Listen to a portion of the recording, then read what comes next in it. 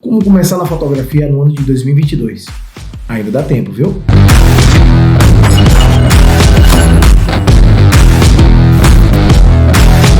Fala pessoal, tudo bem com vocês? Eu me chamo Johnny Ebert, sou fotógrafo e filmmaker.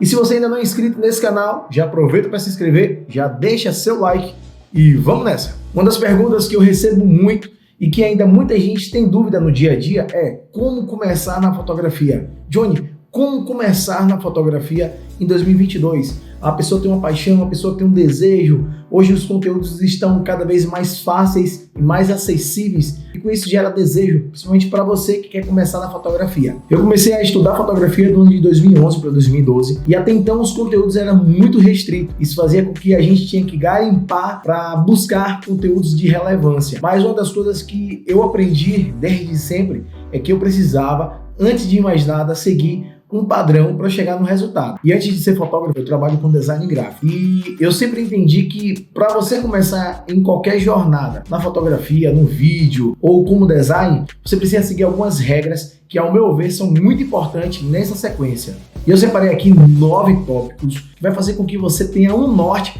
para seguir e chegar no resultado que você sempre sonhou, que é ser fotógrafo, ser filmmaker. E vale salientar que todas essas dicas aqui vale tanto para fotografia como para vídeo. A primeira dica é estude os conceitos básicos de fotografia. Quais conceitos são esses? ISO, velocidade, abertura.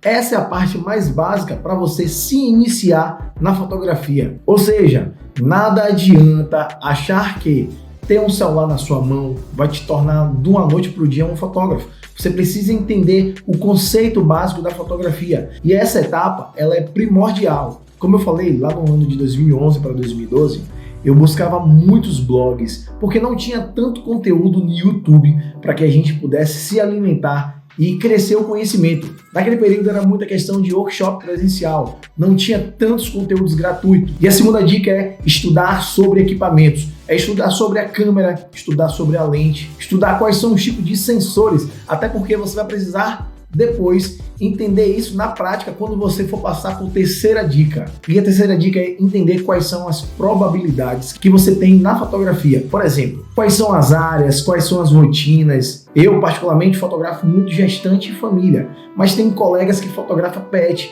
fotografa comida, fotografa arquitetura. Então quando você entende qual caminho você quer ir, fica tudo mais fácil. Mas aí você também tem que entender um pouco sobre negócios.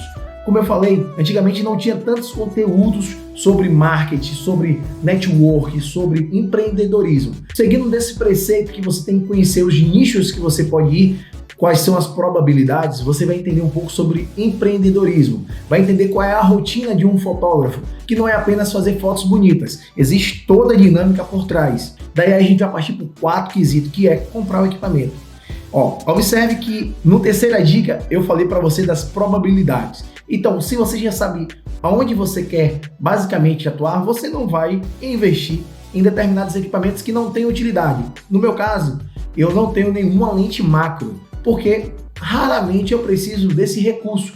Porém, se você trabalha com comida, se você vai trabalhar com bijuterias, com joias, você vai necessariamente precisar de uma lente macro. No início da minha jornada, eu comprei muitos equipamentos que não tinha necessidade. E com isso eu fui aprendendo com o passar do tempo que nem tudo que eu vejo um colega usando na internet, necessariamente eu vou precisar no meu setup. Assim eu economizo e não deixo o dinheiro parado, porque depois que você compra o equipamento, a tendência dele é que ele desvalorize, infelizmente. Você já começou a entender mais ou menos as probabilidades, você vai testar vários nichos. Eu, quando comecei, eu fotografei de tudo, gente. Até hoje, por morar no interior, a gente acaba atendendo uma demanda não apenas só de casamento, mas estúdio, um pouco de fotografia de gastronomia. Testar os nichos vai fazer com que você sinta onde está mais a sua pegada. Por exemplo, eu sempre tive uma afeição em fotografar gestante. Então, eu me aperfeiçoei nisso. Eu estudei esses quesitos, entendi o melhor período, entendi como lidar com a grávida, que não é apenas você colocar lá a grávida com a mão na barriga e acabou. Não é isso. Vai muito além disso.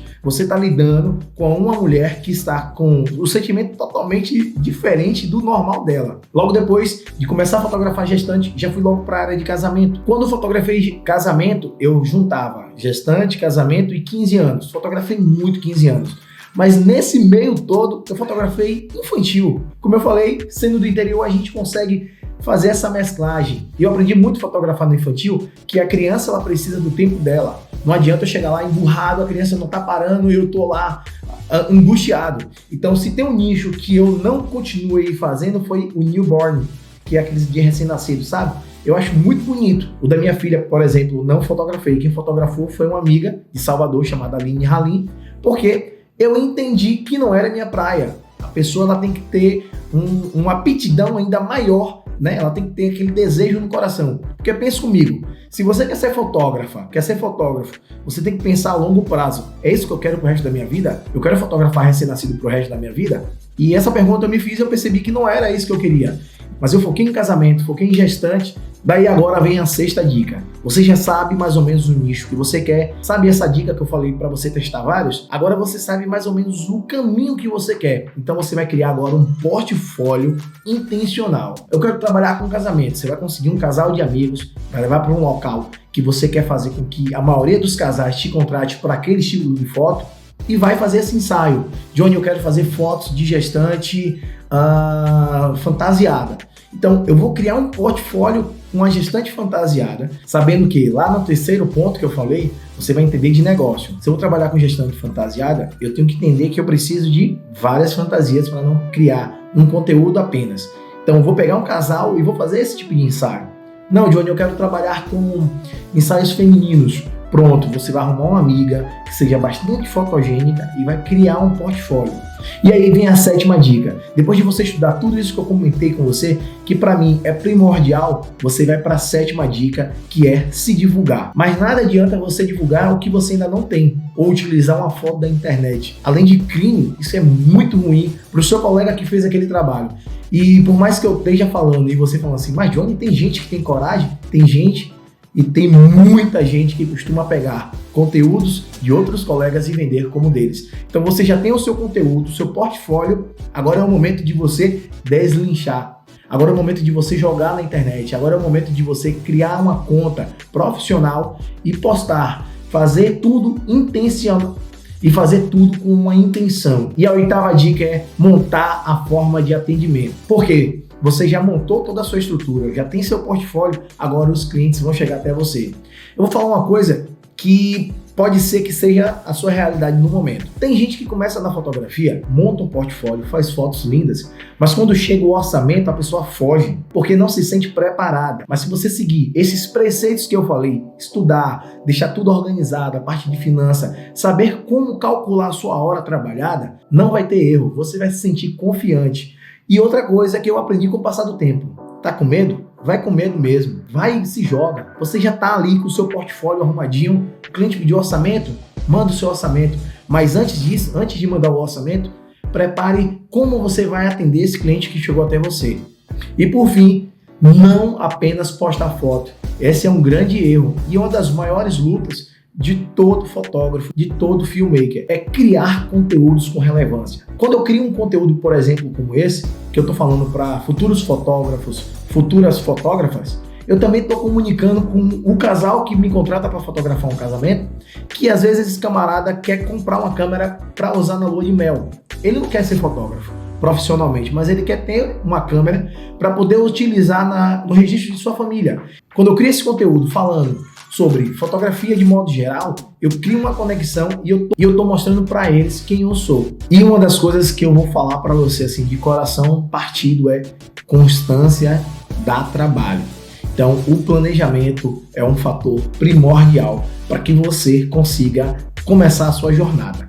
E se você quer aprender isso de forma prática, eu vou deixar aqui um link para você se inscrever na nossa turma de mentoria individual que vai estar sendo aberta no mês de agosto. Nessa mentoria eu vou estar te mostrando no passo a passo, eu vou estar do seu lado, te auxiliando para que você possa avançar na sua fotografia. Seja você que está começando agora ou se você já é um fotógrafo no mercado e ainda está precisando dar mais um up no seu negócio, eu estou aqui para te ajudar. Valeu, fica com Deus e até o próximo vídeo.